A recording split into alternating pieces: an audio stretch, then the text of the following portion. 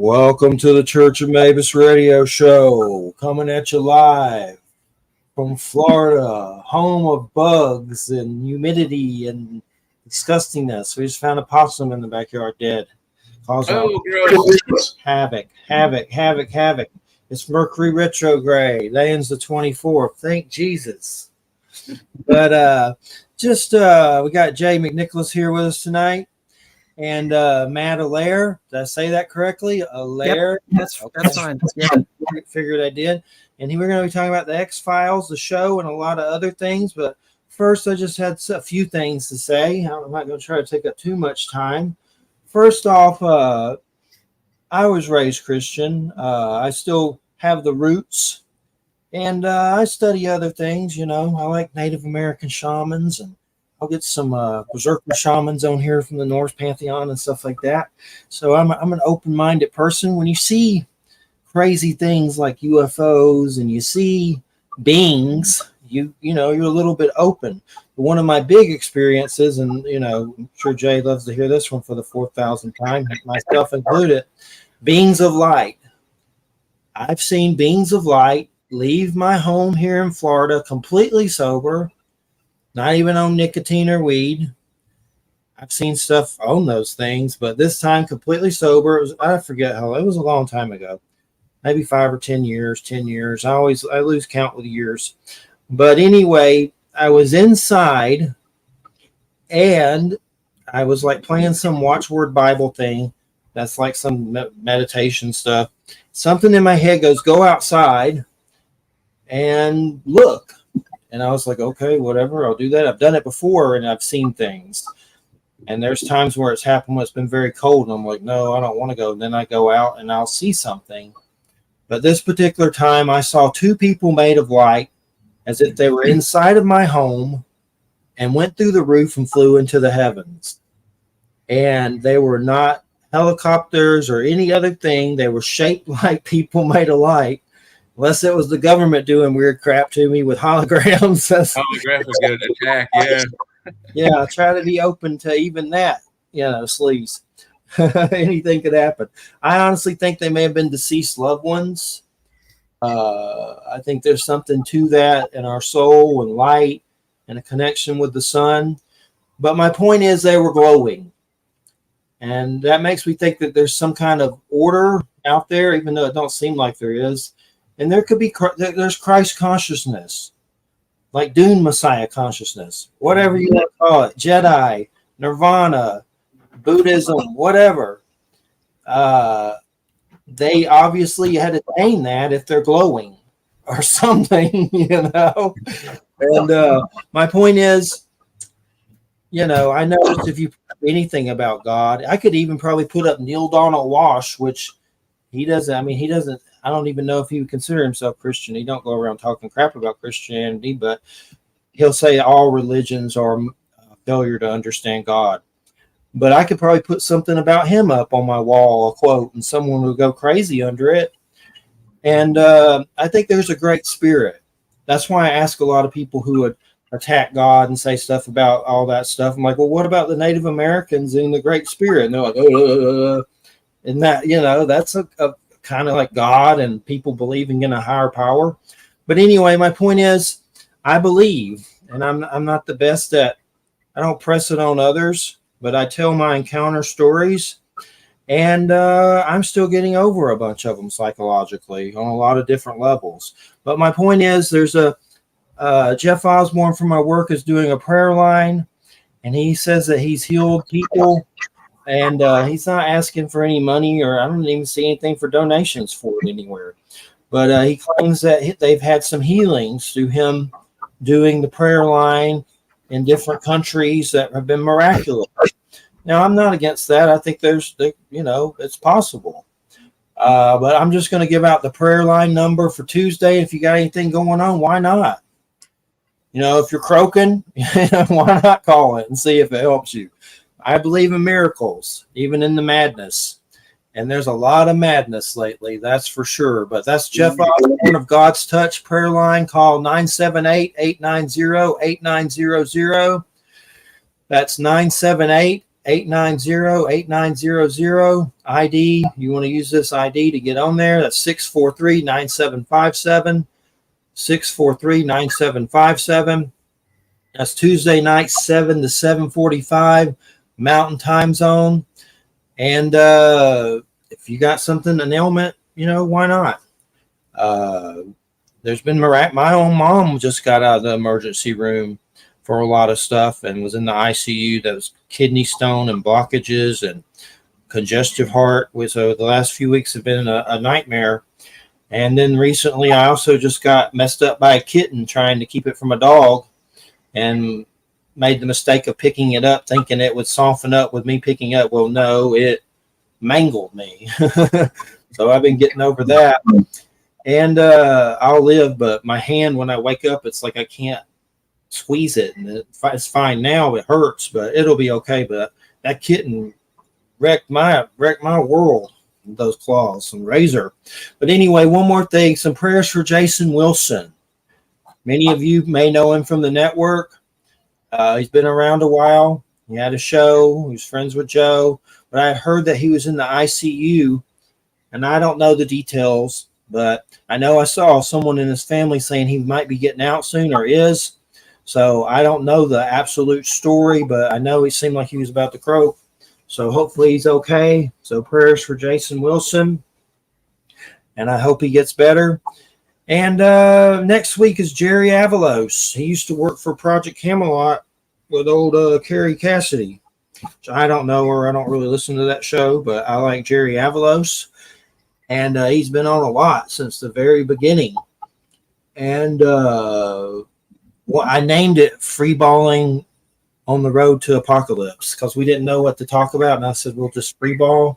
So I said, Freeballing on the Road to Apocalypse. That was my title for next week's show, Jerry Avalos. Freeballing on the Road to Apocalypse. But Matt, it's great to have you here. I grew up with the X-Files. Dan Murakami, a guy I used to work with at Petco, loaned them to me, and he was a Japanese guy, and he used to tune instruments for Steely Dan. Oh, cool. He loaned me like the greatest ones or something like that. Then eventually like the series, which was like the best episodes or something. And then finally I watched them all, and it was definitely the wildest, deepest thing I've ever seen about this kind of stuff, that we do about the show and everything. And the levels of it were always intriguing, no matter, how far you went with it. It was down the rabbit hole, and there was not any other things like that on TV. Maybe Kolchak, and there might be a few things, but not like the X-Files. And we've been trying to find him, some of my friends at Petco and me, and he's very elusive and hard to find, and can't find him. He'd laugh so hard if he knew I was doing a show like this, interviewing Air Force pilots about UFOs, and been around so long doing this, he would really crack up. But what got you started, Matt, with the X-Files? You want to give us a little backstory? Sure. Well, it started as far back as like the early to mid 90s. Actually, I saw the broadcast week of the episode Ice on the first season, and that blew me away. I was still in college, so I really didn't concentrate on the show until like sometime in the second season.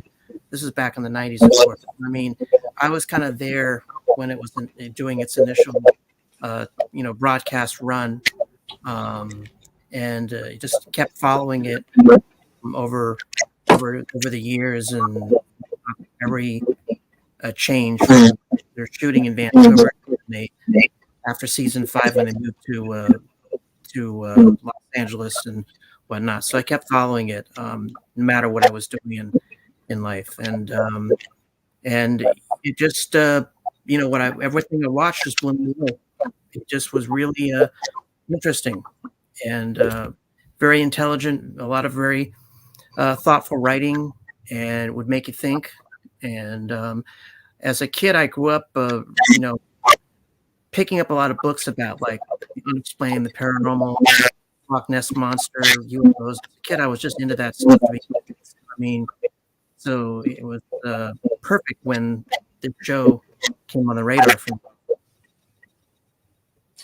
Yeah, and you always wondered if they were getting it from true cases or something. It was definitely deeper than most shows about that kind of thing. The only other time, that's why I'm glad we're doing an X-Files show, because we never have done a show that's mostly about that. But one time X-Files came up like in the last year or so briefly. It was a guy named Dr. Richard Allen Miller. And he's like this scientist that was like one of Timothy Leary's students and part of something or another, that being smart and all this stuff. But anyway, somehow he said that Mulder was based on him, and he was dead serious. I don't know if it's true or if he's just absolutely insane, but maybe it is. But I have no idea. I don't really know. But he was definitely a trip. He reminded me of like the Rick and Morty scientist, Morty, the Rick scientist. He even told some crazy story about a mech suit and aliens. There's definitely something. I mean, he was definitely connected to Timothy Leary and like a lot of those LSD studies the government did back in the day. So there's a connection. I had never heard anything about him being connected to Mulder except from him. So I guess it's true. I don't really know. He says it is. But that was the only other time it's come up. But I mean, the basis of the show is basically to the FBI, right? And they're in a secret kind of agency that, you know, does these tales. I mean, these encounters. And of course, Chris Carter. What are some of the standout episodes that you love the most about it? I know there's a lot, but what are some that pop up? Probably the starting with the Erlenmeyer Fire, and then like in season 2, and then as far as the like the Blessing Way, as far as the conspiratorial mythos episodes, I loved Darren Morgan's stuff from the minute I saw it. You know, when he did Humbug, and then Clive Bruckner's Final Repose, and Jose Chung's From Outer Space. So, I mean, it's a fascinating show in the sense that you would have writers that would do these sort of kind of twisted satirical type episodes, as well as serious standalones, or the mythology, or the monster of the week, or whatever. I mean, it was such a varied show that it was a lot like the spirit of the Twilight Zone. Did you say Clive Barker, like a horror author, or was that someone else? I'm sorry? What was the name you said? It sounded like you said Clive Barker. Oh, well, I said Chris Carter. Oh, okay. Sorry. Yeah. I do that sometimes. But anywho, I know, what was the episode with the like there's like a cannibal situation, or like a mutant family, like a House of 1,000 Corpses or something? That was Home. That's Home. Yeah, that was in season 4. Was that banned, or was that banned? Like, I thought I read something like that. Yeah, it eventually had a broadcast run, and then for years, Fox would not re-air the episode. I mean, you could get it obviously on the video or on the DVDs. It was one of the episodes where it's like they didn't want to touch it after its first broadcast run. I think that's changed since then, but for a long time, you know. And what was so sad about it? I know I saw it, but I wouldn't mind watching that one again. Well, what was so terrible? Home was about a family of inbreds that they just were just deteriorating. They were physically deformed, and the mother was crazy, and they would kill people. There's several scenes where they kill people, and like Neanderthals, they basically behave like savages, and so it just, and in the opening you have a baby who's buried in baseball diamonds. So I mean, there's a lot of stuff that just really disturbed people and struck a nerve at the time when they did that. Nice. And Jay, when did you first start watching the X-Files and get into it? I don't know if it's been a while back, but I don't recall if I saw the very first pilot show or not. But once I caught it, whenever I could, I watched it as soon as it was on. very early in a show's career does it get reruns, so you have to watch them, the day they air before it's streaming and all that stuff. But yeah, I mean, religious to watch it every night, and I was amazed that they did touch on such weird and paranormal subjects, but they didn't get all of it. Like when they do like the Roswell thing, there's a lot of what is it, like 250 or some ear and eyewitnesses outside of the main story character, and they didn't really get into that depth of it. They just kind of, this is what happened, and move on to the next episode. So I would have wished they had been, do a 2 or 3 or 4 part episode on certain subjects that deserve a longer treatment. And then I know there was movies too. Was there 2 movies? Yeah, there was the first one in '98 was Fight the Future, and then the other one, I Want to Believe, which was in 2008. Yeah. I Want to Believe. Very good though for a TV show. How many TV shows do we know, like Star Trek, have gone to the theater and made a good movie theater movie? Not many. Battlestar Galactica is actually one of the few shows that's the reverse. They made the pilot movie, aired it in the theaters, and it made enough money. They're like, okay, let's try this on TV. They took that same 2 hours, 20-minute movie and knocked it down to 90 minutes and put it on TV, and we got it worth. So, I remember they did that with Buck Rogers in '79, where they had the movie release first, they did the TV series. Yeah. Mm-hmm. Yeah. And also, again, like a 2-season thing on it, but it doesn't happen very often that you get a movie from a TV show that's good, either whichever direction it goes. And they did 2. Firefly did 1. Star Trek's up to 15 of them now. Something like that, yeah. Definitely a trip. And Man, is that dude still alive? I don't remember his real name. What do you remember his real name? But I've seen him in other stuff. He was always a creepy dude for sure. Memorable though. Cigarette Smoking Man. I think he's still alive. Oh, William B. Davis. If you mean Cigarette Smoking Man, yeah. Also known as CGB Spender, but yeah, he's still around. He lives in Canada, and he's I think the acting coach still with Canadians. Cool. I saw the lone gunman guy, the blonde-headed guy, on some podcasts. I didn't watch it yet, but I saw it on Rumble. Like something popped up real quick, and they were interviewing the guy from the lone gunman. So it's neat how it still perpetuates its energy all these years, and they're supposed to be rebooting it, aren't they? Yeah. To begin with, Dane Jackson has his own conspiracy streaming series. The guy that was in the Lone Gunman. Yeah, there's a spinoff that there's been talking about. Obviously, Disney now owns 20th Century, so we'll have to see how that goes. But Ryan Coogler is. It's been speculated that Ryan Coogler is going to helm a reboot. He did a bunch of stuff like Fruitvale Station and Creed and a few other things. So there's only just been a little bit of news about that. So like nobody really knows anything more about how that's going to play out. I know the guy that does Breaking Bad is supposed to be doing something kind of X-File-ish next. I've heard. I haven't seen much about it, but I've heard that too about the Breaking Bad creator guy is supposed to be doing something like that. Not X-Files, but something, maybe a little similar, but probably different, of course.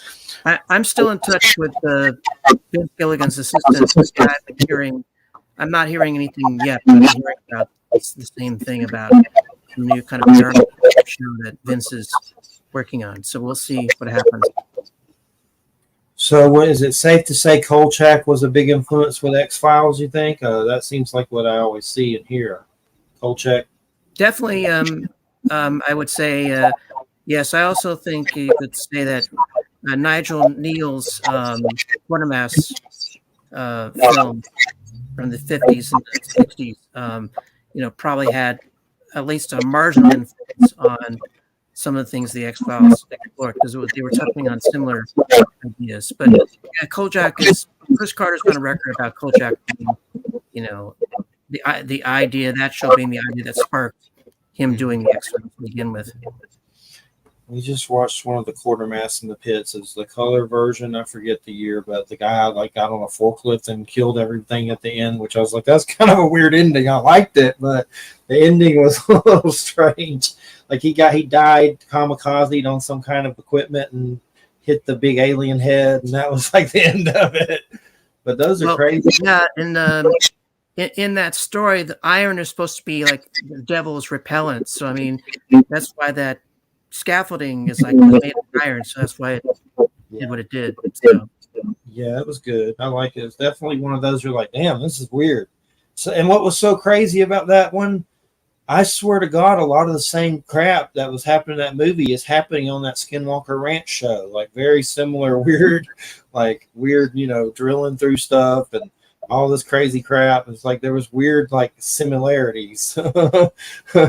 Yeah, but Skinwalker seems like X-Files is happening, but it's real effects. It's actually happening to people. So that's a little scarier, I would say. Yeah, well, the biggest problem with Skinwalker Ranch is all the spooks there. It's like you don't know what to believe because there's so many government a-holes there at one time. So you don't trust it. I think stuff happens there, but when you got that many people converging from government agencies in one place, it's hard to, Yeah, a group of four-letter organizations there. Yeah. I've watched a few episodes of Skinwalker, so I mean, I remember saying one about the idea that there's a wormhole above Skinwalker Ranch that allows whatever to come in and out. Yeah, check out the Beyond Skinwalker Ranch one. That they go to all these different ranches, and crazy stuff happens at the other ranches, and it gets creepy because there's one episode where this Chris Bledsoe guy that wrote UFO of God, some Christian UFO book that did really well on Amazon. Now all the people under it are like, "Ooh, I'm having the same thing happen." It's weird. Look it up sometime. But Chris Bledsoe, UFO of God, but they put this equipment on him, and they had former CIA there, Colonel John Alexander, and he started summoning light phenomenon in the sky with government spooks and Colonel John Alexander. So definitely up to something with that show. I think there's stuff that happens because I've had similar phenomenon, but it's also hard to I get paranoid seeing that many spooks talking about this stuff on a show.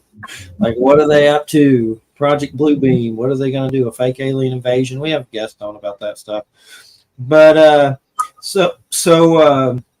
you ever gone to conventions or anything? Do they have X-Files conventions still for Star Trek?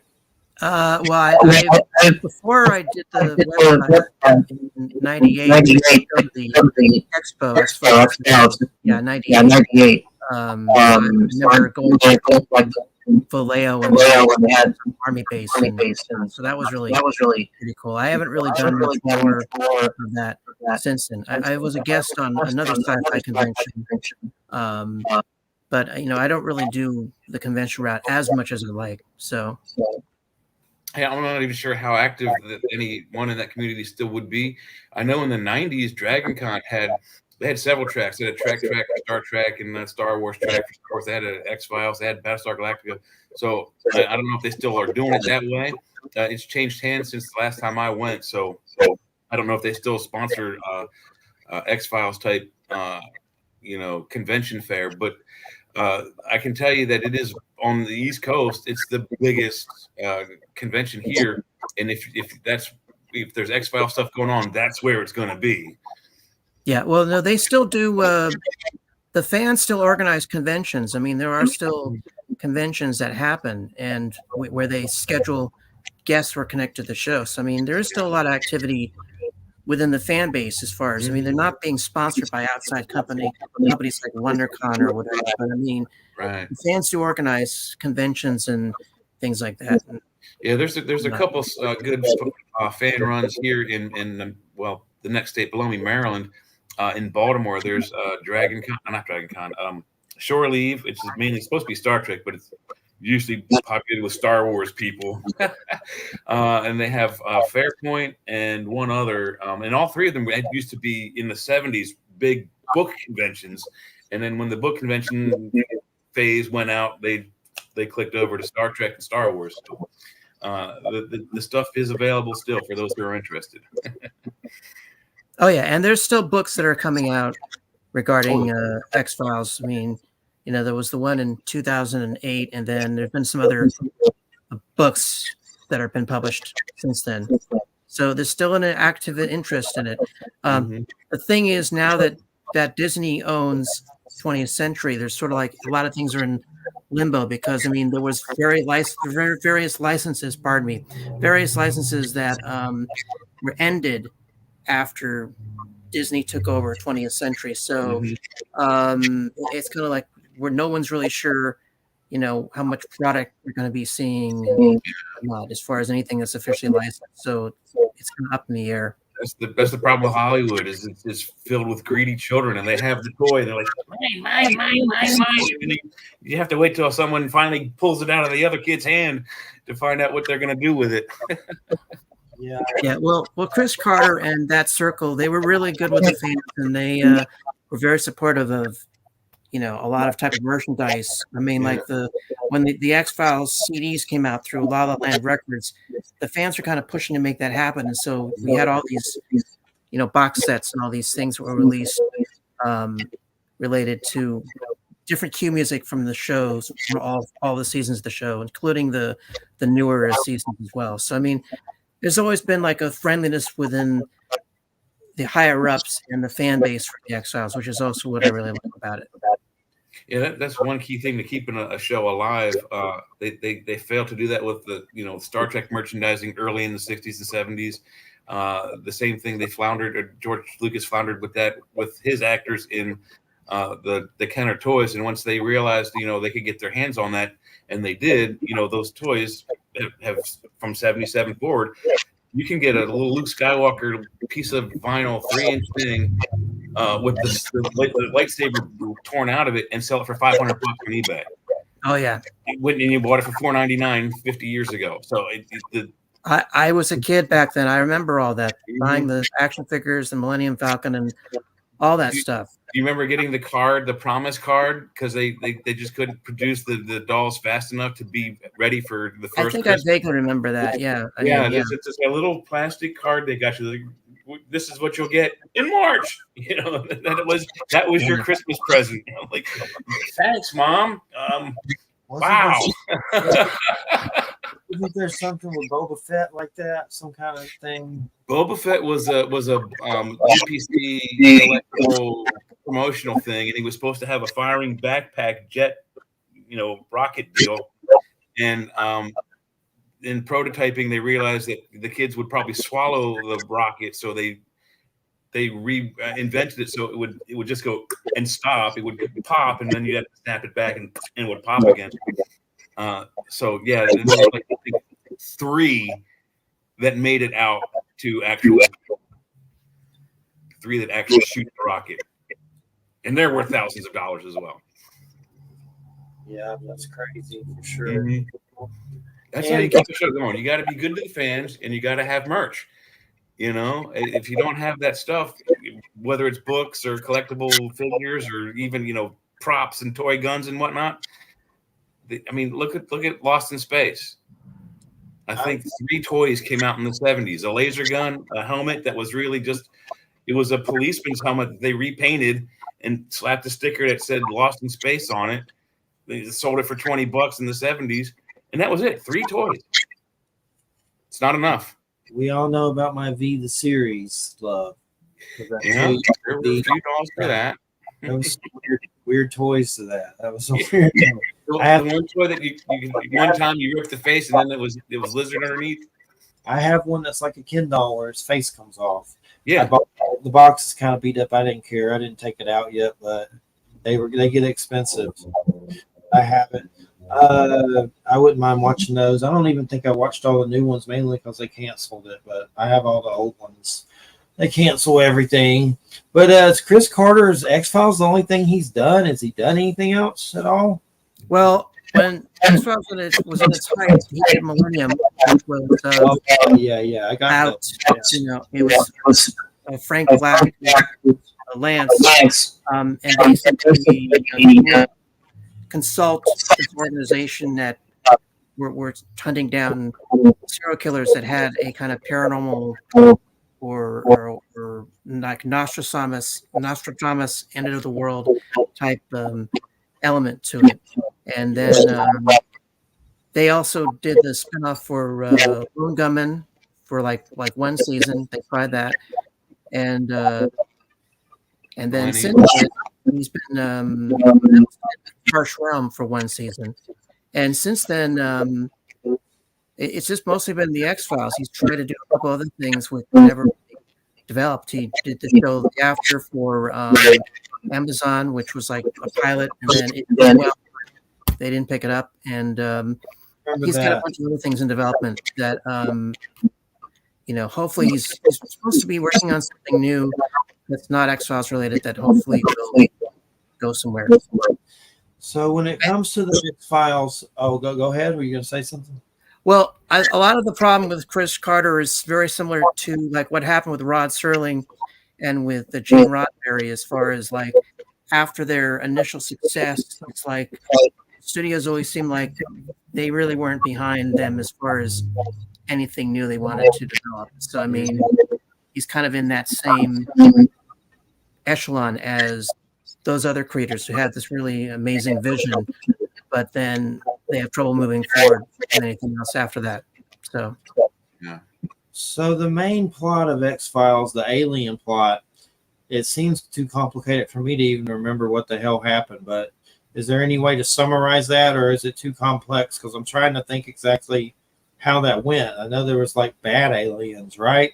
Like I'd have to watch it again. So yeah, I remember not always the best, but so basically, the first couple of seasons were focusing on like abductions, and then what was introduced is this black oil, which is part of the aliens, and black oil would possess people, and then it went into like it went into not only just the abduction of women, but like women being forced to have alien hybrid babies, and were organizations that were creating hybrids and developing super soldier type situations,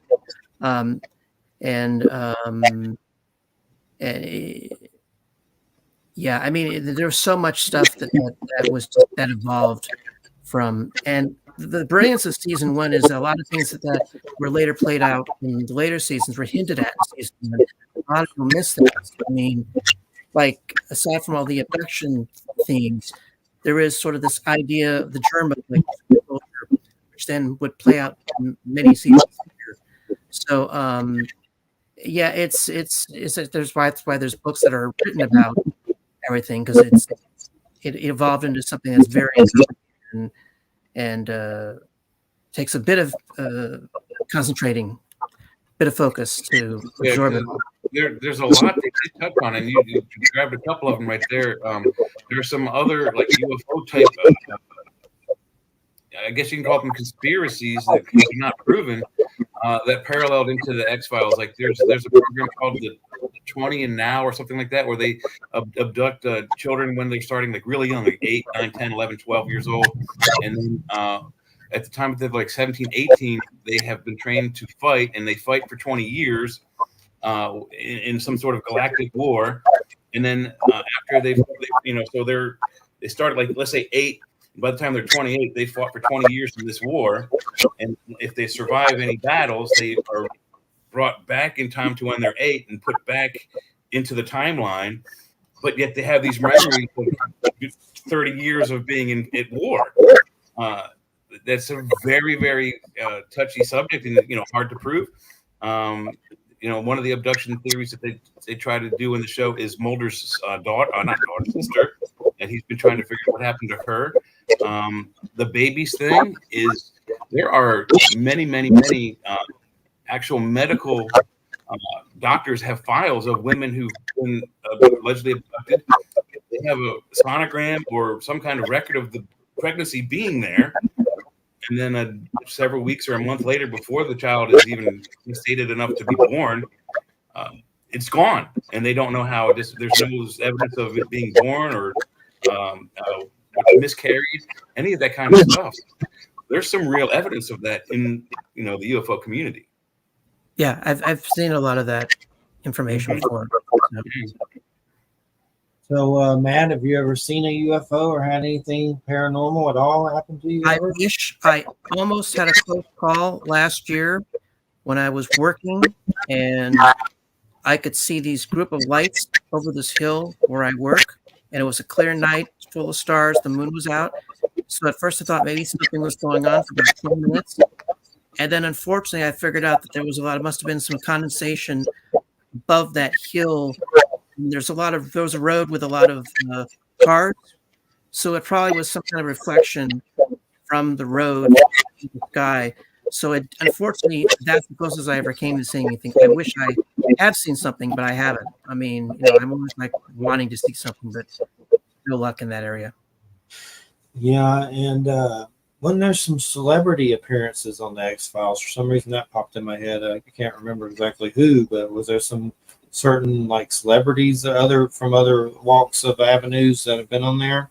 Oh, well, Jodie Foster's one. She was in Never Again.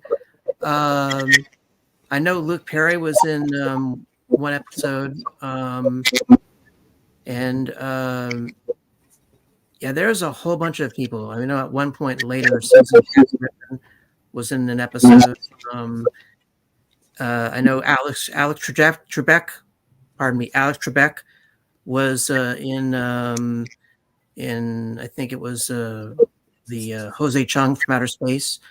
So yeah, there's always been a lot of like these that randomly weird. Even Jesse Ventura, I think, was in that same episode as well, if I remember. Nice. And just real quick, let me do the little call sign thing. Listen to United Public Radio 107.7 FM New Orleans. Thanks for listening. And remember, we got a Church of Mabus radio Facebook group, so stop by there. And what's your link, Matt? Is there any links you want to give out? We got about an hour still, but what's some links? You got some links you want to share? Well, my website's kind of in limbo right now because I've been focusing on other things. But yeah, the X-Files Lexicon.com, X-Files Lexicon.com.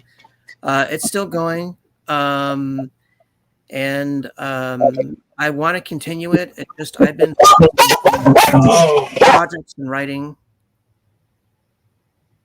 and I've been doing a lot of original writing and just been really happy in that area. So, and then I've got a film project which I'm getting off the ground for San Diego, and some comic collaborations with some artists and things like that. So I've been really busy with a lot of stuff that keeps me away from running the website and things like that. I want to get back to it, but Yeah, I understand. What is the comic collaboration? What's going on with that? Well, I had a story that was published in Slay House called Ghostly Visions, and I found a collaborator to do the illustrated version of that same story. So we actually got 8 pages of art done. We're trying to get like the pitch organized, and we're going to try to get independent comic publishers to hopefully include it in one of their like anthologies or publish it or whatever. I mean, you never know. I mean, there's also a lot of prose writing I do, which I'm always submitting to publishers. And so I'm just trying to get my name out there now as a writer. Have you submitted anything to the Writers of the Future contest? I'm sorry? Have you submitted anything to Writers of the Future contest?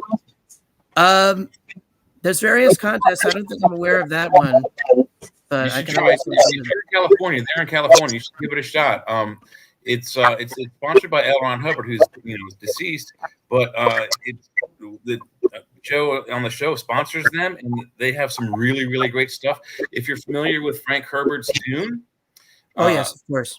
His son Brian Herbert collaborated with one of the winners from that contest, Kevin J. Anderson, to write the prequel book for Dune, like the Atreides book and the Harkonnen book.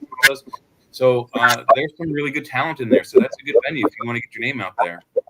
Okay. Yeah. I wanted to shout out to another friend of mine, Sarah Steeles, is a very early X-Files fan, and she's actually a published writer these days. So it was sort of inspirational to see another fan who went off and pursued being an original writer. I mean, I wish more of X-Files fans would actually go off and do their own creative thing, and because it's a great feeling to write, you build your own characters and build your own universe, and do that kind of stuff. Really satisfying, in my opinion. So I'd love to see more people do that. And X-Files was always classy. There wasn't any sleaze on it or anything that was, overtly sexual that I remember. It was always very classy.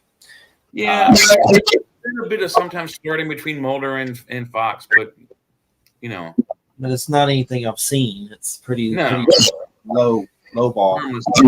Fun. Yeah, well, I mean, there was a tension between Mulder and Scully as far as the fans. Scully, I said Fox. The sexual, but it was never really. They never really were explicit or anything like that. So. Yeah. And then her baby got taken, right? Didn't something happen to her baby? Well, she had the baby, which was like under a lot of duress, and she tried raising it, but there was all these attempts to try to get to the baby, so she gave the baby up for adoption, which was William.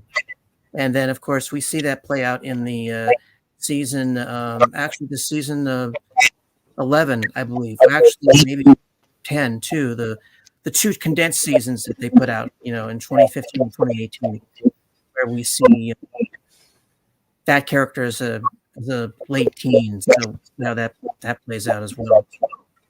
Didn't Chris Carter get a lot of stuff from paranormal cases or real cases? Or I thought I saw something like that, or it always felt like that anyway. Well, we know that at the beginning he had done a lot of research, and he found out statistically the percentage of people with whom are really open or believe in UFOs or the paranormal, and that's one of the reasons why he was able to convince Fox to do the show, because he knew that there was a marketplace out there for people who believe in that type of subject. So I mean, and there's been speculation as to how much he's known, but supposedly there have been people from the government and other organizations that reached out to him when the show was in production, saying you're actually not that far off from what we know or what we've seen. So I don't know how much direct access he had through various organizations, but he seemed to have a really good guess about things that were going on. There's not much out there now that even comes close to X-Files, is there? I mean, there's not much out there that I can think of. Most things are disappointing. Lately, I've seen a few good shows, but nothing on the X-Files level. I like Fallout, the show. It was good. The best part was Walton Goggins as the ghoul. That was the best part of it. And it is funny you mentioned there are a few shows that may not be subject matter-wise akin to X-Files, but had the same amount of cult following. Matt Goggins was in Justified, which was a really good show. It wasn't paranormal, but it touched on some pretty edgy subjects. Stargate SG-1 was kind of science fiction-y, but at this time, science fiction for us is also paranormal to a degree. That has an extremely loyal manhood right there. And the cast of that crew of that show actually, during hiatus and even while they were filming, would get together at one of the actors' homes. They all lived in it's not Ottawa. They used the city that they lived in as a planet for one of the Stargates they went to. But they would get together at one of their own homes while they're filming to play Dungeons and Dragons. Right. That's very paranormal. So. Right. Indeed. Yeah. No. Well, there was also things like Supernatural, Warehouse 13, Fringe. I mean, after the X-Files ended, there was a bunch of surrogate type shows that was out there. Very good, very edgy, a little more edgy than X-Files, I would say, but an excellent show. Yeah, I mean, there were several really good shows, but to me, they were never quite on the same par to me as the X-Files. I have to agree, they were a little more on the fantastical side, the Star Wars side, than the reality side. And I think X-Files was kind of more grounded in reality, even though it's paranormal subject matter and a lot of it can't be proven yet, and a lot of it hasn't been. But we're talking, Bigfoots, aliens, creepy oozes that control people. They dealt with it in a matter-of-fact scientific way rather than this is possible science fantasy. Yeah, well, there's a verisimilitude to the X-Files, which aside from how outrageous it can get, there's this element to it that, stays believable. Mm-hmm. Yeah, that's exactly why I think it's so good. And what's the total? I've had it up on IMDb. What was the total seasons? Was it like 15? There was 9 seasons, and then there's 2 movies, and then there was the 2 newer seasons, which was season 10 and season 11, which were the more condensed seasons. Yeah, so, but they have it here from 93 to 2018, which is a fantastic run for any episodic TV show. The benchmark usually has been if you surpass 3 seasons, you're better than Star Trek. Yeah. And many shows have done that. And you don't get syndication. I mean, maybe now you do because of streaming, but before streaming, to really become a fully syndicatable show, they required 100 episodes, bare minimum. Star Trek gave us 79. 79 and a half if they find the other part of the footage they did finish for episode 80 that got canceled halfway through. Yeah. Well, I mean, the show, season 9 was at the end of 2002, and then there was that long gap where the fans were loyal to Chris Carter, and they just kept pushing to get more made. So that's why you ended up with, I Want to Believe in 2008, and then from there it went to him being able to push to get, another 2 seasons produced with season 15, with the 2015 and 2018 as far as season 10 and 11. So the fans had a lot to do with, keeping it going and, convincing Fox that there was still a market for it. And the pilot for season 10, the first episode, the ratings were phenomenal. So, I mean, that really sold Fox to, greenlight more episodes for season 10 and for season 11, that there was at least a marketplace still. And, it's difficult with rating shares as far as, doing really well. So it's always a challenge. So does anybody out there feel crazy? Because I feel crazy. Oh no, I've heard all these stories. There's a friend of mine I used to live with, worked at Petco with. He was with I'm not going to get into names or anything, but I lived with him and the woman that he was with. They were married or whatever, and they never fought. Lately, I heard they've been fighting like crazy, and he's in an insane asylum, like all these people fighting everywhere, and just crazy stories. Like even Joe was saying, a lot of people, he's heard stories of people fighting in relationships and just madness. It seems like madness has broke out. And that's when I started getting paranoid about energy weapons and stuff and things like that. It could be that we're flying through space on a giant ball of water. We could be going through an energy field that affects our brain chemistry. The cosmic rays. I've heard the darkness, like matter has increased. Like darkness. Crazy stuff, but I don't rule out energy weapons. I had the dude on once who worked for the CIA. And I used to laugh about energy weapons and 5G, which I don't really talk about 5G, but I used to joke about it and stuff. But this dude was on.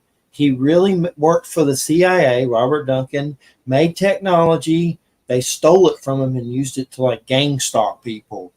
And now he's like a whistleblower. So that I don't do many shows about it, but that one scared me. Like I was like, I just got on a list with that show. Probably now They got on the fry list. That's what it feels like lately. Like they're frying us.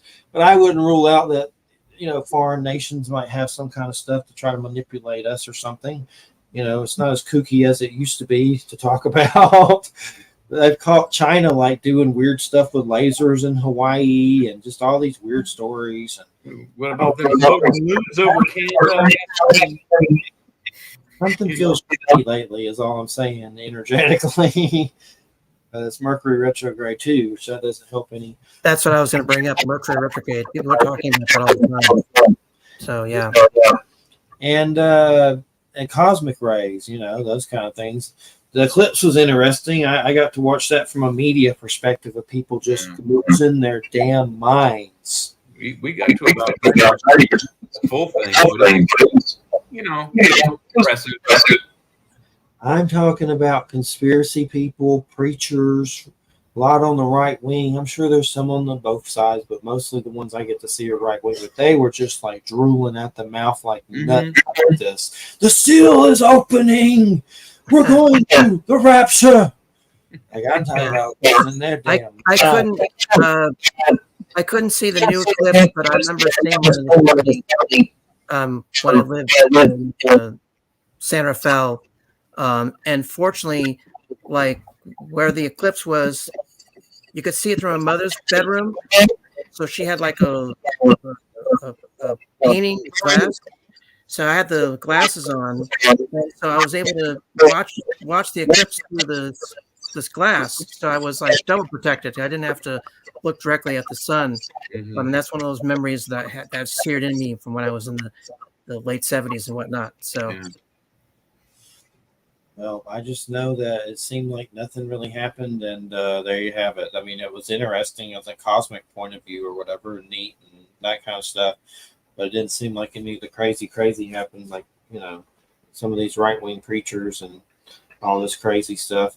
But anywho, I don't know. I mean, is there anything, we can still talk about X-Files as it pops up, but what have you been watching lately, Matt, that sparks your interest? Is there anything that you've seen lately? I tend to be really picky about things nowadays. I'm picky about like what movies I see. I don't have cable, so I don't really just watch everything that's out there. A lot of crap. So I mean, a lot of junk out there. There really is. I'm trying to think of like, well, it's been about 4 years since I actually haven't had any cable. So I mean, I just watch movies. So I'm not really following currently like what's out there. I mean, there's a few things. I'm a big fan of the Orville Seth MacFarlane show, which was sort of a homage to the spirit of Star Trek. So I'm happy to hear that it looks like there's going to be a 4th season on that. So that's one of the things that's really cool. And then it's mostly I just will go to movies and whatnot. I don't really follow a lot of what's going on TV. And I'm just busy with my own stuff nowadays. So I've found a lot of stuff on that archive.org that's old, like old stuff. You can just download it, like old stuff. Like I think there's like a Flash Gordon old series, like the old one. There was a lot. I think I even may have got. I don't know if I got a Quartermass off of there, but that was an old one of those. But you'd be surprised what's on there. And I've downloaded some really weird, like TV movies and stuff like that from Britain and strange things like that. But yeah, movies just kind of suck lately. Not everything. I like the Dune 1 and 2, the new ones. I still like the old one better. But I like the. I think the superior model, absolutely. Yeah, I enjoyed the Dunes, but there's not anything I'm in a hurry to rewatch. But I've seen the old one a bunch, like at least 5 times. You mean the David Lynch? Yeah. I like the David Lynch one better than the new ones, but the new ones were good. But David Lynch one's just more my speed. And then I'm excited for the Nosferatu remake by who's it? Eggers that did The Witch and Lighthouse and all the other. What else did he do? Northman. I forgot the name, but I know what you mean. Yeah. He did the Northman with the Berserkers and all that, the Vikings. But he's got a Nosferatu coming out. That's about the only one I can even think of that excites me any. Other than that, I can't think of anything. Everything just feels kind of bland. I thought the Fallout series was good. It wasn't the best thing on the planet, but I like Walton Goggins, and he did a good job playing a mutant ghoul. And he's a good actor, and they interjected Weird West into it. That's why I liked it. It was like well, I mean, I love Christopher Nolan, so I mean, I'm happy that Oppenheimer did as well as it did. I know that he's kind of an acquired taste for some people, but I still find his films really interesting. So, as I said, there's only certain things that I gravitate towards nowadays. And, it's just kind of really funny out there nowadays with what's being released. The Shogun series is pretty good on Hulu. Yeah, the finale is Tuesday. Then I think I'm gonna just do the whole thing in one day or so. I remember the original way back in the 80s on NBC, and I wasn't able to watch the whole thing because I was still kind of young. I think 13, 14 or when it came out. And so my parents knew it was kind of an adult subject. They didn't let us watch it when it came on. So not as familiar with it as I should be. But if you like good old stuff that's being renewed, X-Men Animated has a new, it's not a reboot, it's a continuation of X-Men, the 90s animated show. Went for 5 seasons. It's called X-Men 97. They're doing a 10 season of 28-minute episodes. But it's good. Very, very good. I suggest you should look at it. I'm aware of it. I loved. I'm a big Scott Pilgrim fan, so I love the animated show. Scott Pilgrim takes off. So I mean, and Science Star did a great job with a lot of their animation on that show too. So I was really impressed with it. Jay, did you watch all the old X-Files? I mean, not X-Files, X-Men before watching the new one? Because I've never seen the old ones. Is that required that you watch the old cartoon first? No, because it'll spoil the 5 seasons for you if you watch X-Men 97 from the first episode. But you can get them on all of them on Disney in like the same category, so you can marathon through the first 5 seasons and then catch up. But if you do go with the 97 first, there is a slight spoiler right at the beginning that ruins the whole 5 seasons of X-Men Animated for you. But they are very good at having copied the look of the original animation with better animation, if that makes sense. Yeah. I'm a big admirer. Me and Christina, I'm always trying to find stop animation. We watched James and the Giant Peach again recently. I've probably seen that 10 times. But there's a lot of weird stuff like that. If you put in Google stop animation movies and look at some of the lists, like I'm always looking through this list trying to find. I think this has the original 1939 Kong on its service right now. I think that's where I saw it the other day. And I was like, oh, cool. I need to watch it again because it's when every time they have to move the call, all the hair goes. It's kind of funny. So. Yeah, there's one called The Wolf House. There's another one called like Blood Tea and Strings. But some of the weirdest stuff you'll ever see. Like it's genius. Like I don't know how they even do some of the scenes, and I know what goes into those, like the work. Pioneer. By the Del Toro is really good, but I love finding those old, like weird stop animation. Indeed, yeah. Mad God. Did you ever see that? That was a recent one that came out by. I think I saw part of it. I didn't have a chance to see the whole thing, but I'm aware of it. Yeah, that's crazy. It's one of those you're like, it's like a David Lynch movie. What the hell's happening? But I'm watching it anyway because it's so weird. There's a lot of stop animation like that. But so comics, that's an interesting medium. I've had to slow down on my comics a lot. I collected them when I was younger, but then stopped, and then a few years ago started back up. Now I'm not going to stop completely, but I've slowed down a ton.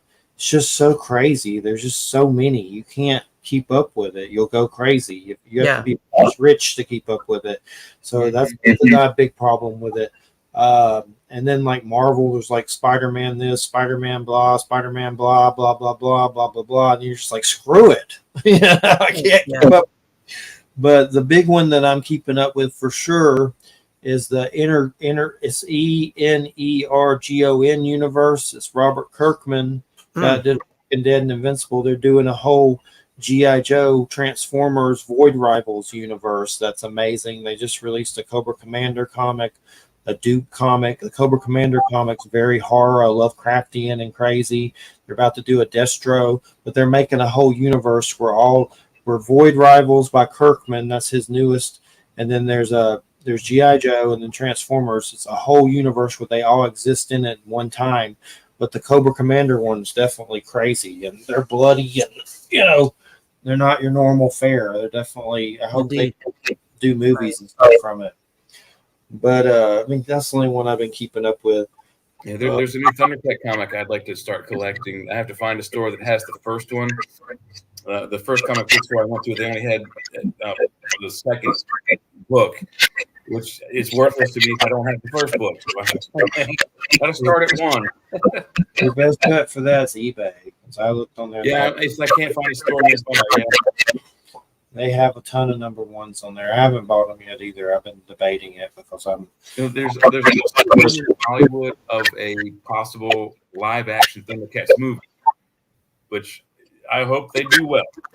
If they ruin it, then they'll never be able to revive that series again. I saw the dumb cartoon they tried to do. Yeah. Can I plug my film that I'm working on, because it is paranormal and it is definitely like it is something I think a lot of people's alley. It's gonna be very short. I got it in the title. Yeah, Roads. Go ahead. It's titled Roads. It's a found footage film. Basically, it's like a paranormal investigator who goes to this farm area in this small town because there's a poltergeist, and so he's using a dashboard camera, and then documenting what he's seeing, and things go out of hand. It's going to be just a 10-minute short film, but it'll hopefully be different than like Blair Witch, but it definitely is going to have that kind of flavor as far as that sort of a thing. We've got a great actor, and then my producer is really talented. So we've got some really great people that are attached behind the scenes, and we're going to shoot this in San Diego, hopefully before the end of the summer, and get it up and about by the beginning of next year, hopefully. Cool. And where are you shooting it at? Or how's that working out with equipment and all that stuff and all that? Well, my producer has a lot of gear, and then we're just going to figure out the rest of it. And then we've got kind of locations figured out, and then we've got the actor. And so it's slowly coming together. It's taking time to get everything in play before we're going to actually go up there to I'm going to drive up to San Diego and shoot the thing over 4 days. So it's taking a lot of time to coordinate everything before we can actually do that. So these things take time, unfortunately. Yeah, it's a process. Is there any other TV shows you geeked out like X-Files? Any other ones like that you geek out on? Let's see here. I know a lot of the like the History Channel, or the Travel Channel does a lot of paranormal type stuff. As much as a lot of it's hokey, I'm always fascinated by checking out. Some of the programs are pretty hokey, but some of them are actually pretty decent. And so I'll watch things like that just out of curiosity. I'm forgetting the name of them. One's called I forgot the name of them. One of them is Paranormal Investigators. There's several shows which I'll watch just out of research reasons and whatnot. Kind of curious, but it just kind of depends. I mean, I don't have cable, so it's not so readily easy for me as it was 5 years ago. There's a few old westerns I was checking out that I wanted to get the DVD sets for. Have Gun, Will Travel. And then there's that's a classic. I remember that. And there's some other one that Rod Serling did. I can't remember the name of it right now, but Western. I saw it recently, but it got The Loner. He did a Western. Oh, right. Loner. Yeah. So I wouldn't mind grabbing those on DVD one year. I like Tales from the Dark Side. I love those. Things like that. Outer Limits, Creep Show, Tales from the Crypt, the horror anthology kind of stuff. I'm watching some of those Tales from the Dark Side. Those are fun. You can get those pretty cheap on DVD. I need to rebuy it because one of the discs was messed up. It pissed me off, but they're not that expensive. Maybe $30, $25 for all of them, but those are crazy. Tales from the Dark Side. There's another horror one called Monsters that's really weird. That's an anthology where it tells different stories with monsters. Even Steve Buscemi's in one of them. It's really weird. Just I like really weird old stuff like that. Indeed. Well, I'm a big fan of the Outer Limits. We're talking about there was at least a couple of stories that had to do with the idea back then. Leslie Stevens was another talent as far as the kind of things he would work on. And I have those old Outer Limits too. They were going to redo Tales from the Crypt with M. Night Shyamalan somehow, but they didn't, which that might. I like some of his movies, but I don't know. That was kind of a hard one to fathom with him doing it, but they canceled it. But I heard EC Comics is coming back with some titles through Omni Press. Okay, that's interesting. There's a few titles they're doing, and also, what was it? Elijah Wood is doing something with Omni Press. I know about that. Elijah Wood is High Strain or something. And I saw the art. It was like an alien with all these weird masks on the wall that were different. But he's doing something. I think it's High Strange or some kind of company. Yeah, I'd love to submit to someone something like that if I could. Yeah, there needs to be more good stuff like that. It's tough because in comics, there's not really a market for like anthologies like there used to be. Because when I grew up, you had like the Vault of Horror, but you also had like other sorcery, and you had a bunch of comic anthologies in the 70s that you would still pick up as far as horror. But the marketplace has changed, so it's not as readily available for that kind of thing. Yeah, I watched the old 70s Tales from the Crypt. There was a 69 or something, but it was like a Tales from the Crypt movie that was really old. And I think there was a Vault of Horror. Had them both on disc, but they were old. Yeah. They were tough to watch, but they were definitely weird, different. Well, I think Amicus was the studios behind that. And then I think Peter Cushing was involved in that, remember? Yeah, he was like, his neighbors were torturing him in weird ways for some reason, like killed his dog or something like that, where they wanted his property or something. That was a weird one for sure. But yeah, the EC Comics is coming back. There's 2 weird titles for the new comics, but I need to keep an eye on it and not miss that for sure. I wouldn't mind getting all those Tales from the Crypt. I used to have some of them, but I got rid of them like an idiot a long time ago. But yeah, so X-Files, gosh. I know we're talking about Millennium. I have those, but actually never watched them. And I know Lance Henriksen's in them, but mainly they're pretty good. The Nostradamus Connection, which of course I love that. So I'll have to watch them. Yeah, the pilot for Millennium was incredible. I got a friend to watch that. That was a really impressive pilot. And Lance did a great job in that. Did they actually finish it or cancel it or what? Well, it lasted 3 seasons, and but it just the ratings kept dropping for seasons, so they finally discontinued it after season 3. But I mean, and that's the reason why you've got Millennium fans that are trying to get something that happened as far as a movie. Unfortunately, now Lance, showing his age, so it's getting harder and harder to kind of justify having. Yeah, they could digitally de-age him, but that's expensive. Well, also just a question of if you can really physically do a feature at this point. She's starting to show his age, so it would be up to him, I think. Yeah, I'll have to watch those sometime. I always think of old Pumpkinhead when I think of Lance Henriksen. Pumpkinhead. Oh yeah, Pumpkinhead 1, 2, 3, 4, 5, 6. I don't even know if I've seen them all, but the first I think I have 9 of them actually. There's a lot, but gosh, definitely want to know what the Breaking Bad guy's doing. If it's an X-Files show, have you heard any? I know you mentioned that briefly, but what have you heard on that one? It's supposed to be like an X-Files kind of thing, or something. Well, I know that Vince Gilligan is working on the show. I guess it's going to have some kind of paranormal angle, and he's had such success with Breaking Bad and then with Better Call Saul. He's on the Street, so we'll see what comes of that. And then I know that Darren Morgan and James Wong and Glenn Morgan are still out there and about. They're working on the shows and whatnot. And Howard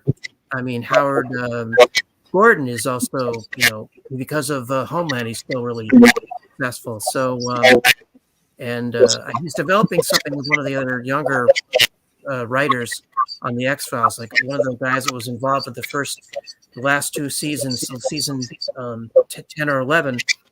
And so they're developing something together, Howard Gordon and Gabe Rotter. So we'll see, like, whatever that is. So, who knows?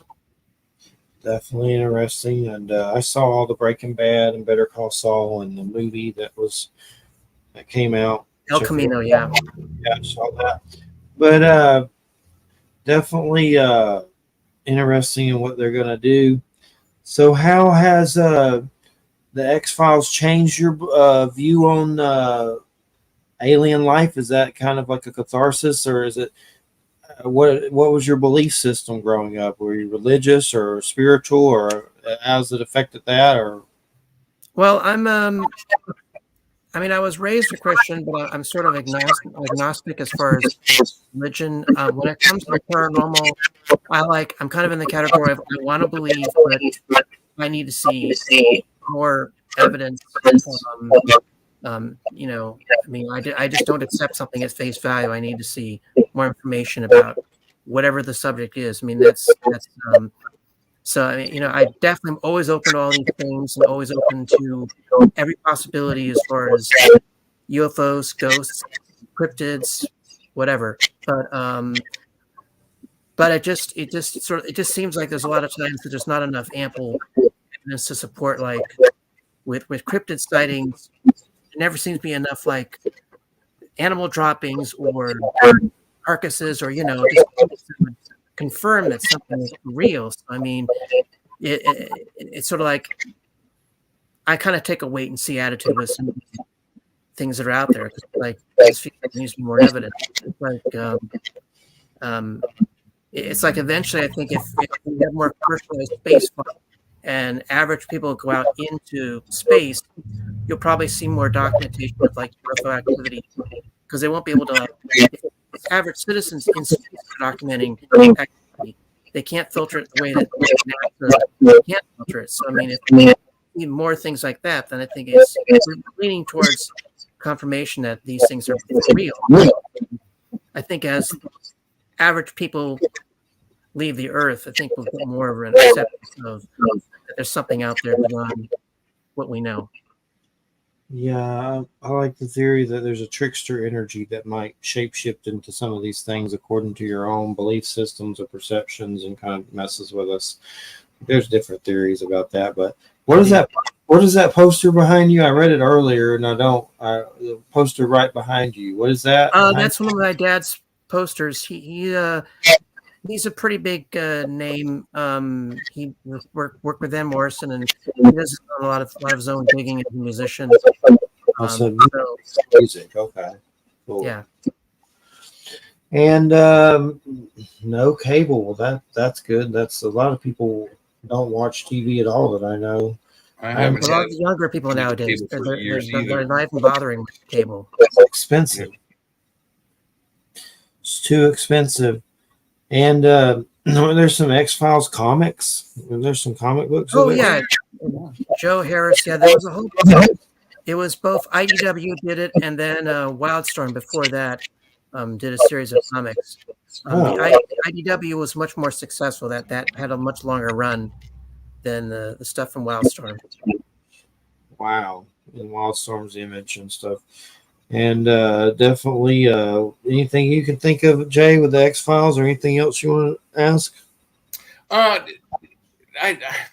I'm trying to struggle to remember how many episodes did they do on cryptid type Bigfoot things. Did they delve a lot into that, or was that just like kind of like a fringe thing for them?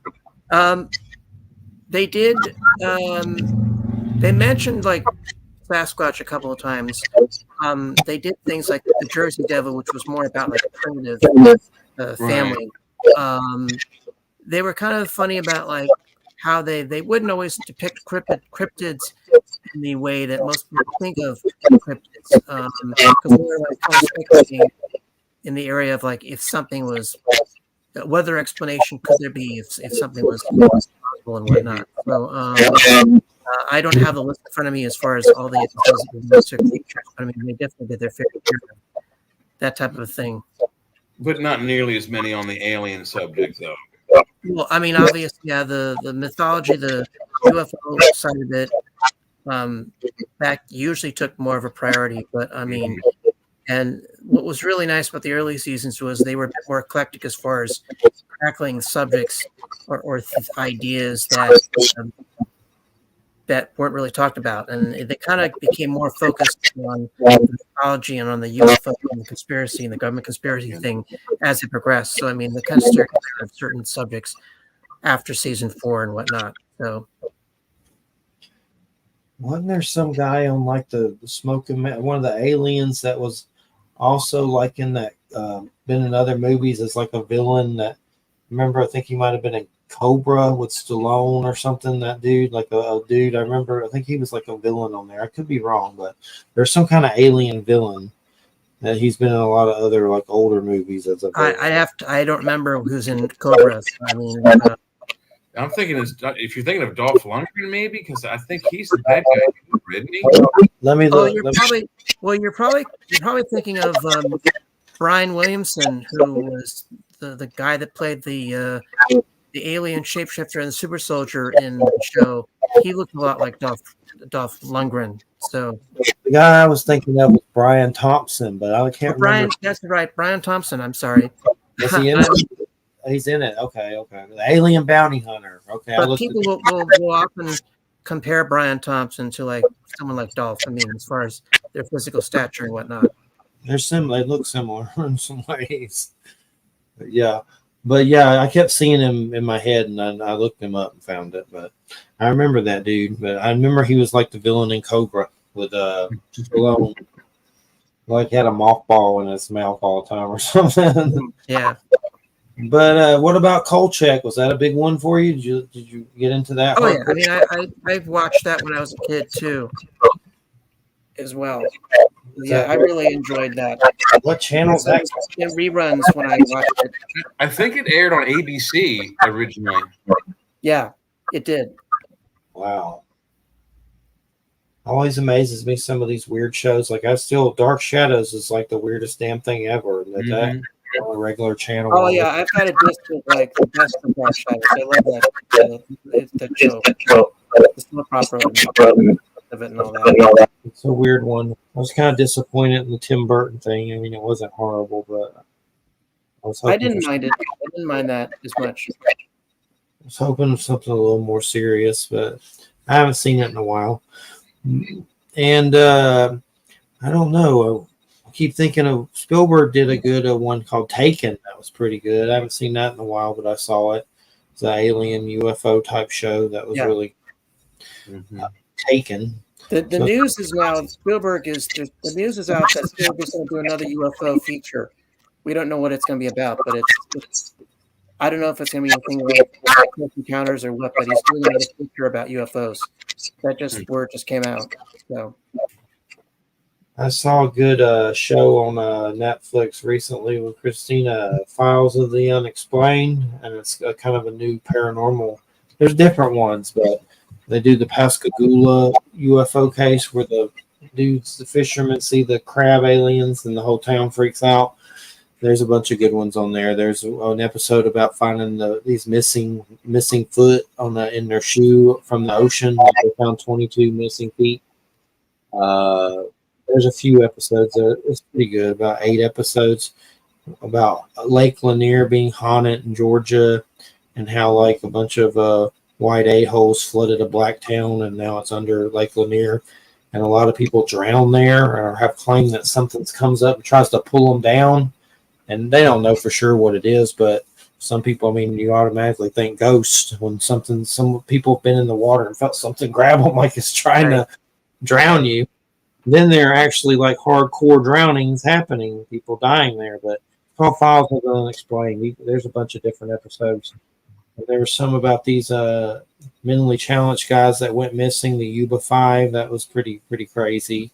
There's a bunch of different ones, but I like stuff like that. Unsolved Mysteries has a great the new one. I need to still watch those, but at one point we watched the paranormal one with the Navajo police guy that's on a lot of stuff, John something.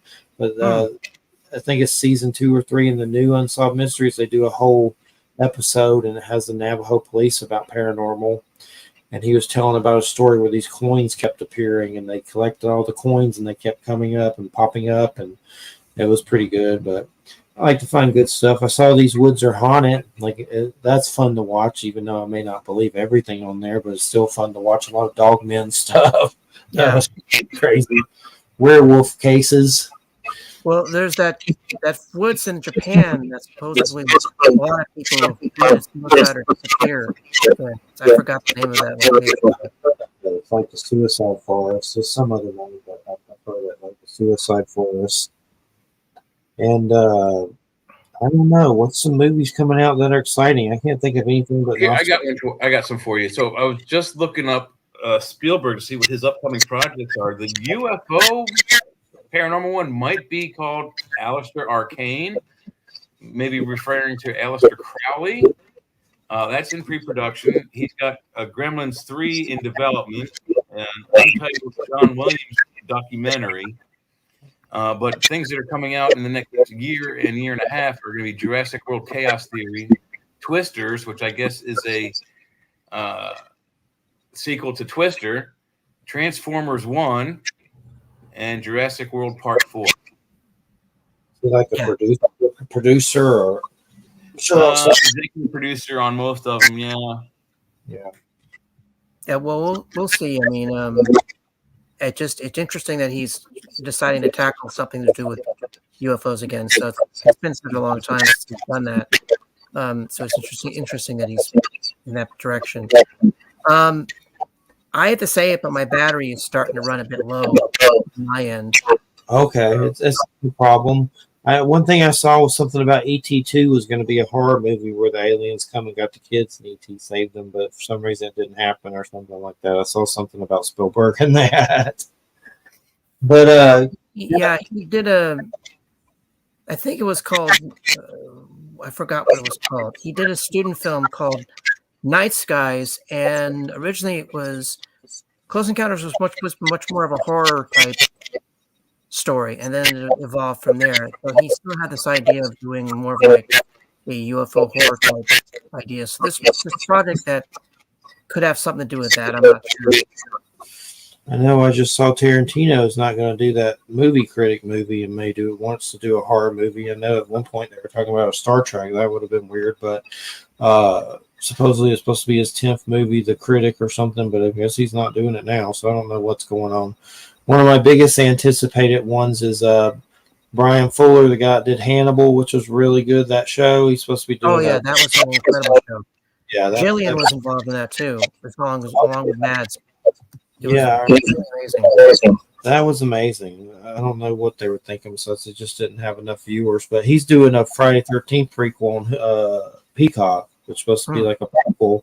That's his next project, so that should be weird. And a Christine about the car. I don't know if that's a movie or a TV show, but my problem with him is he always quits stuff or something happens and it gets screwed up. So hopefully he goes through with it this time. Right. But yeah, Matt, it's been great. It's Matthew Allair. And give us your links again. It would be X-Files, Lexicon, all one word, .com. And then, I actually have a professional website too that's not related to the X-Files that I can send you the link to that as well for another time. It's a Wix account. So, and that's about it. And then hopefully I'll be getting more stuff, made and published and whatnot. So you'll have to pardon my cat. He keeps bothering me.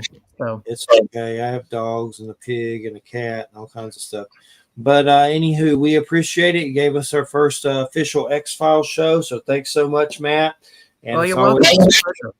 Keep us in the loop. And thanks so much. Have a great weekend. I'll be in touch with you. Great. Thank you. All I right. appreciate it. Thank you. Take care. Take care. All right, everybody. You're listening to United Public Radio, 107.7 FM New Orleans. Who's going crazy out there? That's what I want to know. You getting hit with those energy weapons? You getting hit with those cosmic rays? You getting hit with those flashing nylon rays? Vibes. I feel crazy. Everything just feels crazy. What's going on with Israel and Iran? That can't be good. They started bombing each other. Yeah, I didn't get a chance to look at the news before I got on here, but I heard rumors of there was some sort of explosions happening in downtown Baghdad. I'm not certain. So what was Iran doing to them? Like droning them and doing stuff? I mean, they were openly doing it and got caught. And then, in the words of our Department of Defense Secretary, an unprecedented attack was something like 300 drones, 115 or 150 missiles, and several other like rockets, I think, like 60 or 70 rockets. But 90% of it was shot down by us and the Israeli defense, air defense, whatever. It'd be pretty stupid to do that to Israel. They obviously know what they're doing and know there's going to be backlash. And that, I mean, I don't think while Biden's in office, I don't think there's going to be any backlash. Not from us. Well, I mean, but Israel will bomb the living shit out of them. Well, from Israel, absolutely, but I don't think we're going to get involved while Biden. Crazy. You got to be dumb to mess with them. They'll blow your ass up. Mm-hmm. Yeah, they don't play. I don't play around. I can't say I blame them. I don't like a lot of things about them, but I don't hate them or anything. But I mean, I don't like that little Netanyahu poo-hoo or whatever. But he's lost a lot of popularity with these recent attacks and defense force initiatives they've done. The worst thing is, in all this, innocent people get caught up and die. You know, on both sides. And well, the unfortunate thing about that is Hamas's method of operating is they hide behind their citizens. They use their own civilians as personal shields, and that's why people are mad. Is because Israel wants those people out of the area, but in order to get to those people, they have to hurt good people to get to them, which is not that maybe there's another way for them to go about it. But if you think about it in two ways, there's two ways to do it. One, rockets and bombs, easy way. Innocent people get hurt. The other way is special forces send in actual troops into the ground. People will still get hurt, but less innocent people will be injured in that way. But you're also going to lose your own forces. So it's a how much do you decide you want to lose in this battle? Men or equipment? yeah, I mean, I would think Iran's going to get the crap blown out of it, but also concerned that other foreign nations like Russia and China are somehow involved, and they're just trying to like set off a matchbox somehow. Yeah, that's the other thing. Yeah, it's definitely crazy. Mm-hmm. And I don't see, things getting any better with it if they're finally, I don't see any peaceful solutions in the very near future. It seems like it's just going to get more crazy. I saw the video, unfortunately, today of the dude that's burned himself in front of the Trump trial. And I saw the title, and usually I don't click it, but for some reason I did. And I wish I wouldn't have. It was bad.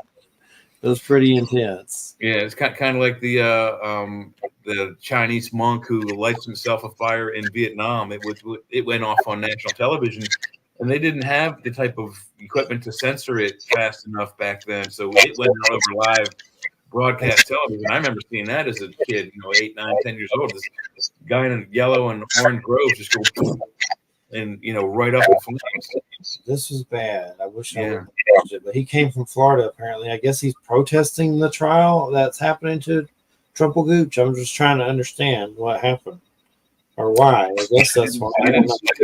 Articles about conspiracies. I'm guessing he was a Trump. I'm sure they'll say, well, even if he wasn't, that he was. And he's trying to support Trump by burning himself. I don't know how that works, but I don't know if that's true, but that's what it seems like I've heard so far. And Florida, of course, he came from Florida. Of course, That's what we do down here. We'll light ourselves on fire. Mm. Yeah, baby. But they say he's in critical condition, not expected to survive. What I saw, I don't see how the hell he would. It was bad. Odd. It was horrific. Mm-hmm. Yeah, that's not a really good way to go. No, it's got to hurt. But to care about a politician that much or whatever, it's not worth that. My God. Yeah, no. Ugh, nightmares. But I just don't even know politics. So boring. I mean, it's Biden versus Trump. Both just seem boring to me. As far as has Trump picked a VP yet? I don't think so. I don't think so. No. Kennedy did. I forget her first name, but her last name is Shanahan. So that might make him a little more popular. But all he's going to do if he gets actual into the arena. Most of the polls don't even acknowledge him, but if they acknowledge him, they'll realize he's taking at least 10% away from Biden. Yeah, I've seen his. I've seen. I know who he is and everything, but I don't know. It's just so boring. When are they going to start debating or whatever? They're going to have to wait till the trials are over. They had some videos of Biden happy. He's like, "Look where I am. I'm in Philadelphia. Or I'm in Pittsburgh," because Trump was supposed to be coming through the state at the same time, but the trial happened. So they're kind of rubbing in Trump's face that, he's able to while Trump's locked up in court. Yeah, I don't know, man. It's nuts. Absolutely nuts. Nutty times indeed. And next week will be Jerry Avalos free balling on the road to apocalypse. Mm-hmm. You're going to be there for the second hour, right? I get off at 9, so I should be coming for the second half of it. So how's that schedule looking? Are you going to miss some in the future, you think? I mean, if you do, you do, but how's that looking? I will try. I think they'll be a little more willing to work with me. But I am also a supervisor, so if I have to fill a space, I have to fill a space. So. Yeah. Just let me know. Mm-hmm. There's a book coming out that I saw recently in October. I forget who the author is. I could look it up. I'm too lazy. Batman Resurrection. It's a sequel to the Tim Burton first Batman movie where the Joker supposedly croaks at the end or does. Yeah. It picks up officially right after that, and it ties into the Joker and the gas, and it gets crazy. It sounds like it's going to be good. I don't know if the Joker actually shows up again or what, but it's like a graphic novel or novel. Novel. Oh, cool. A novel. It's basically saying Michael Keaton Batman's back, and it's an official tie-in. Yeah. Well, if you saw the Flash movie with Michael Keaton Batman, I like the way he revived it. Yeah, I know he was in that.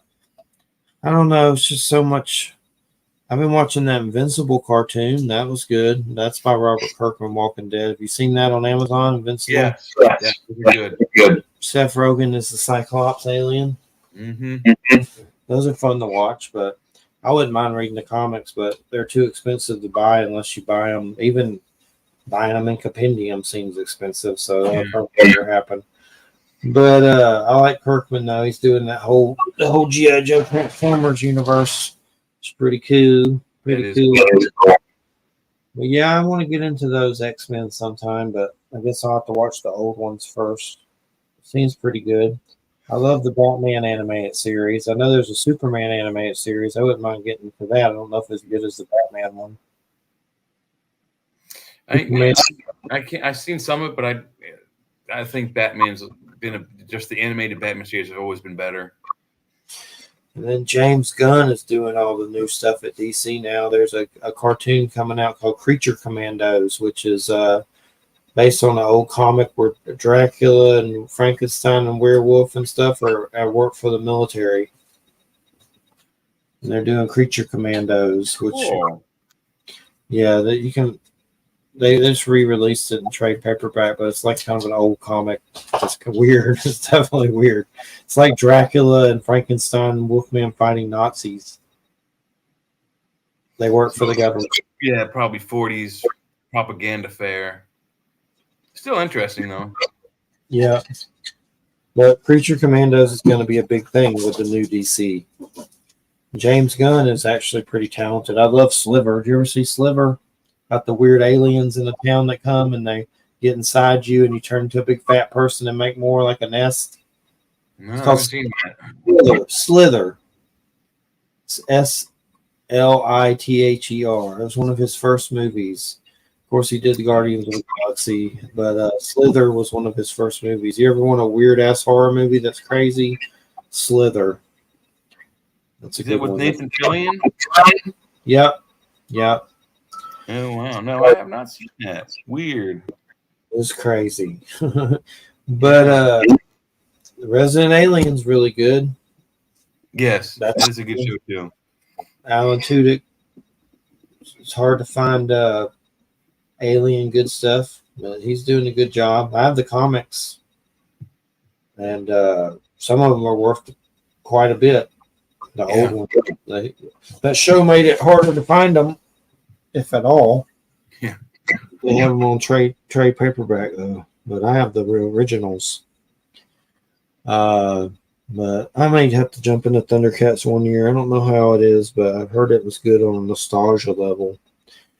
One thing, yeah, the cover looked really nice, but since it was the second book, I didn't want to look into it. So there's another comic book store closer to me that I'm going to go to when I get some extra cash, and hopefully they have 1, 2, and 3 available. I'll just start collecting them at that point. Take your ass to eBay. If I have to. Yeah. But just make sure they got good reviews. The person who them and Well, know even the artwork, it looks nice enough to collect. And if I could find them at a local comic store, I'd like to support a local business rather than 50-year-old fat guy like me sitting at a computer selling stuff. Yeah, my biggest problem is with comics is the older ones seem to have a lot more reading, a lot more detail, but some of these newer ones are like, it's over, that's it. Yeah. It's over. Quick read. What about, did you see you see Dune 2? I haven't seen the second part yet. It's only available on a service I don't have subscription yet, so I have to wait another, I guess, month or so. Yeah, it's good. I like the second one a little better than the first, but I still like the old better, but they're good. A lot of work went into them. Yeah, the second half is where most of the action is in the book anyway, so.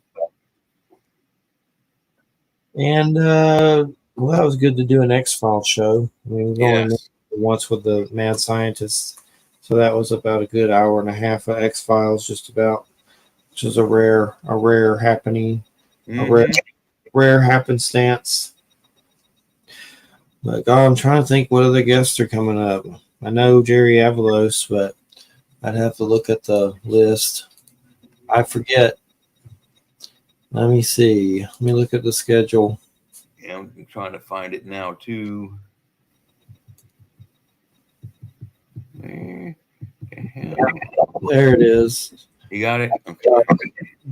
May 3rd, Brian M. Bowden from Three Beards Podcast, former CBS exec. I'm not even sure what we're talking about. I'll have to check with the publicist.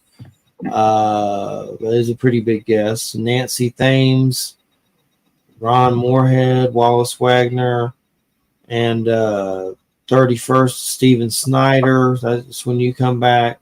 That's going to be a whole, the 31st will be a whole Stanley Kubrick show. Okay.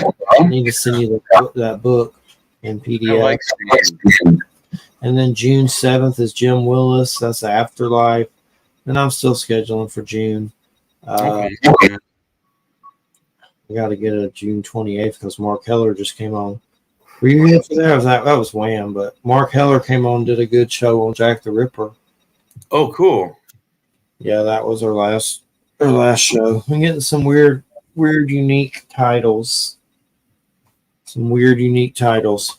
So I just want to know, is anybody out there going crazy tonight? Going mad? Going insane? What do you think it is? Cosmic rays? China doomsday laser satellites? Could just be collective tension and stress from all the crap that's happening everywhere else in the world but here. You know? Yeah. What's the thing I've seen about dark energy increasing? Did you see something like that, like space wise? Like I've seen a couple of things like that, like something about. They speculate about, what do they say out there is dark matter. Maybe there's a dark matter field we're going through. Maybe that has some effect on our brains. I don't know. I've heard something like that. Like we're passing through some kind of darker energy. Mm-hmm. Yeah, absolutely. Dark matter has increased. Are there dark matter beings that exist in the dark matter? Well, if you have matter, whether it's dark or light, you should have building blocks for life. And now I'm going to let my friend Uric Acid talk. Hey, I'm Uric Acid. How are you doing tonight? I'm having some uric acid problems. Taking some apple cider vinegar. Tastes like crap, but pills don't taste as crappy as actually drinking it in water. Drinking it in water is so gross. I couldn't do that. If you get apple cider vinegar with what they call the mother in it looks like it's all moldy and like got these gross fibers floating in it. It looks disgusting. It doesn't taste that bad, but it's it's not something you're like, you're not gonna run home to get a glass of it. Supposedly it helps neutralize it. A lot of stuff it does. It helps with your immune system. It helps with digestion. So like you're supposed to take I think 1 or 2 tablespoons before a meal, a good half hour before you eat, and it helps get the food through your system faster. So it's like if Kim Jong-un peed in your mouth. Yeah, God. I'd rather take a pill. Yeah, in that case, yeah. If you're gonna describe it like that, pills sound more fun. Yeah. It's weird though. You wake up with a salt taste in your mouth. Weird stuff. Raises your blood pressure, makes you grouchy. It's a real mess. And then I got the gout going on. I'm trying to get rid of that. But anywho, let's see. You doing the political show after this? Yeah, we're gonna do something tonight. I'm not sure what we're gonna do, but a couple of nights ago about JFK, and that was Jojo, don't be a hero. You better not bring your guns to town. But anyway, everybody, you're listening to United Public Radio 107.7 FM New Orleans. I got scratched by a cat. I feel like I got cat scratch fever. Mm-hmm.